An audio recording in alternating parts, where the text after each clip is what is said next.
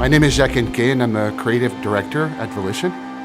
Red Faction is a long-standing license, and we recently returned to it with Red Faction Guerrilla, and it's changed quite a bit. It became a third-person game, and we also brought what we call Geo-Mod 2.0, which is a level of destruction in the environments that is unequaled in any game. I don't usually brag, but I think that's very true of this one. I think everybody agrees that what Red Faction Guerrilla did was to bring destruction to an entirely unseen level. Red Faction Armageddon takes place quite a few years later, about 60, 70 years. It's not exactly precisely, but ballpark. And the surface has been completely destroyed. And you're not quite sure why, but the situation is clearly worsening.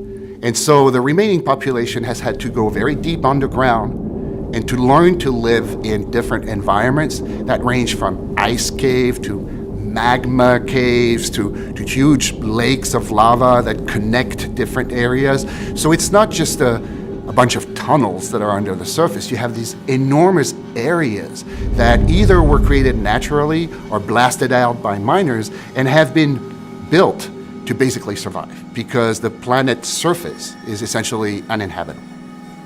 And what happens is that you are a descendant of Mason, and you are working as a sort of specialist in explosive demolitions, miner, you're a tough guy, and you stumble upon a secret that essentially threatens all of humanity on Mars, and are launched, therefore, into a quest for salvaging the planet.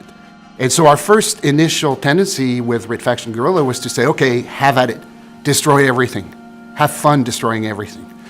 Now we're refining this a little bit, and we are integrating the destruction into the gameplay more. So the game is no longer just about destruction, it's about how you use destruction to accomplish goals and serve purposes and advance the story. So we're going to the next level and integrating the destruction into the storyline and the evolution of the characters. We also added a new component, which is the flip side of destruction, which is that you have a Nano Forge. It's a piece of equipment that has abilities, and one of them is you can actually reconstruct things. So things that are destroyed can actually be recombined into elements. And of course, that too ties into the gameplay. So the aliens have a sort of almost military structure, not in the sense of, officers, but you're going to encounter a large number of different types of aliens. Some are bipeds, some are quadrupeds, some are basically the size of a humanoid, although they're not human at all, while the biggest one are absolutely enormous. I mean, hundreds and hundreds of feet large. So they're going to vary their tactics and the way they approach you based on their abilities, and of course they're going to combine their attacks. So you're going to be confronted with different types of enemies all the time that come at you very different ways. We also have an amazing new weapon, which is called the magnet gun, and the way the magnet gun works, and I think people are going to love the magnet gun, is you basically shoot a magnet at anything, and then you shoot a second dart at your target.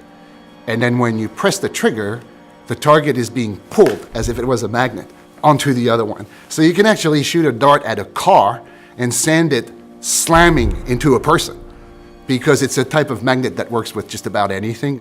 I think that what Red Faction Armageddon is bringing to both the fans of the series and the people who haven't tried it yet, it's a combination of a linear storyline that is fascinating, with great open world gameplay, and destruction that is now no longer just a gratuitous activity, but fully integrated into the story and a component of how the game evolves and how you progress in the game. I think the combination of these elements really makes Red Faction Armageddon unique and a fascinating experience.